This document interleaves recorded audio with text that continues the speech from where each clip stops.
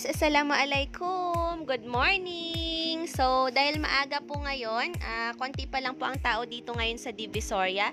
So, nandito po ako ngayon sa Ilaya, Divisoria. Ayan, buhay na po ngayon ang Divisoria guys, no? So, dito sa street na to, sa may Ilaya Street, dito nyo mabibili ang halos lahat ng mga paninda. Dito ang bilihan ng mga tela, mga kortina, mga mantel, lahat ng klase ng tela, dito nyo po makikita sa Ilaya Divisoria. So, ayan, open na po yung mga stall nila dito. So, naka-organize na po lahat, no? May mga pwesto na po sila. So, hindi katulad dati na nasa lapag lang po sila nagdi-display.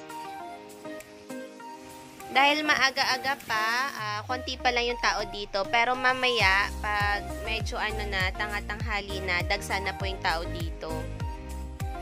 Sa mga bago pa lang po sa channel ko, please like and subscribe and click the bell icon para ma-notify po kayo sa mga susunod ko pang mga videos. Thank you! Ang mura lang ng mga tela dito guys, 20 pesos per yard lang. Yung iba 25 pesos. Yung mga mantel nila 100 pesos per yard. Ayan, so sa mga mahilig magpatahi ng mga ng mga kortina, so bibili lang po kayo dito ng mga tela. Super mura lang po talaga. Ayan, so kompleto dito, lahat ng klase ng tela nandito na, yung mga damit, ang mumura lang po ng mga damit dito, 50 pesos lang. So dito sa eskinita na to, lahat nandito na. Ayan, mga punda, 25 pesos lang ang mura.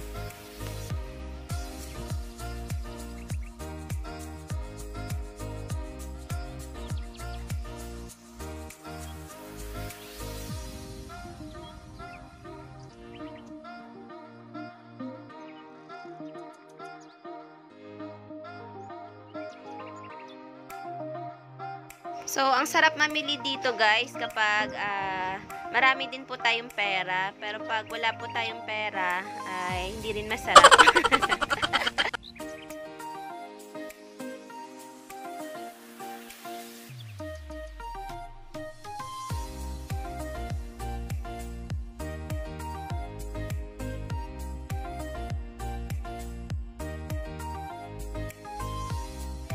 So, dito naman tayo sa mga mantel. Ayan, ang gaganda ng mga mantel nila, guys, Tapos, ang mura lang, 100 pesos lang to per yard.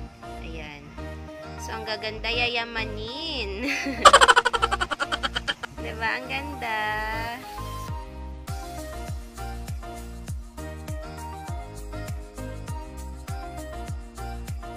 So, ayan, medyo dumadami-dami na po yung mga tao.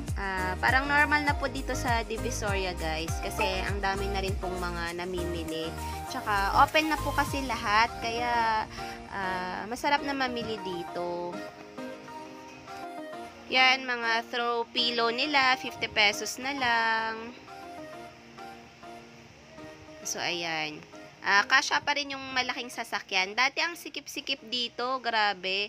Pero dahil naayos na, medyo maluwag-luwag na kasi naka-organize na lahat Ayan, so may mga bilihan din ng pagkain.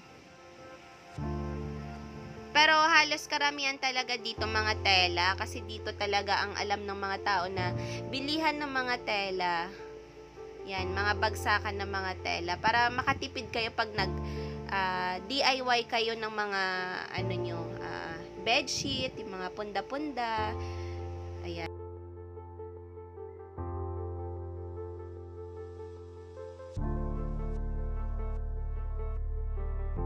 So, dito naman tayo sa mga placemat. Ayan, ang gaganda ng mga placemat, guys. So, ayan.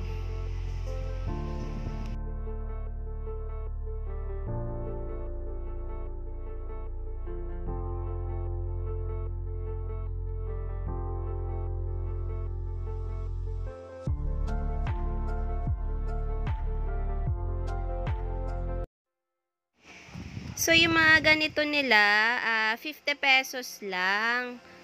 Washable na siya. Tapos, yung mga malalaki naman nila, 150 pesos. Ang gaganda, oh. Ang ganda tingnan pag, nasa lamesa na. Cute. So, ayan. Pakita ko sa inyo ulit para makita nyo yung ganda ng mga placemat. So, ang ganda niya panregalo, oh.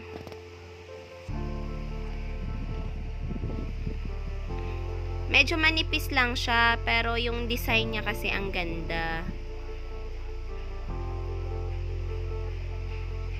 Ayan. So, kompleto dito, no? Meron din silang mga basahan, mga doormat. Ayan, yung ganyan, 150 lang. Ito pa, oh. Ang dami nilang mga designs, oh. Ang gaganda.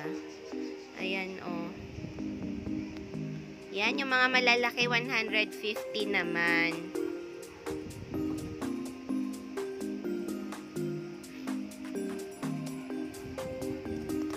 Ito pa.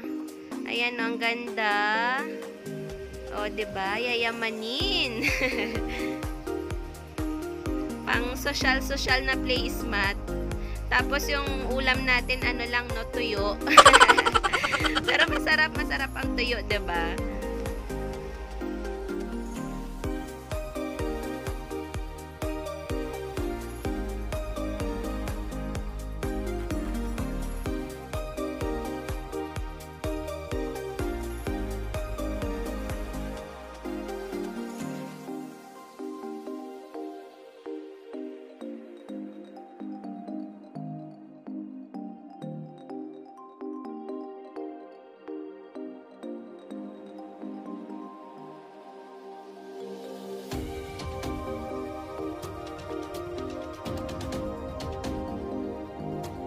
So, dito naman po tayo sa kabila.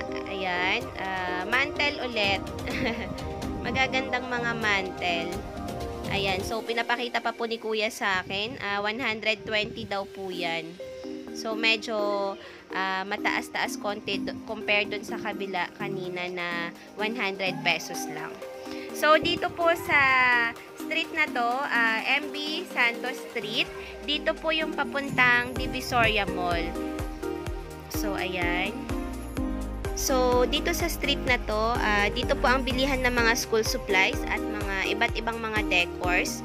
So, tatapusin ko na po yung video ko kasi may mga video na po ako na papuntang Divisoria Mall.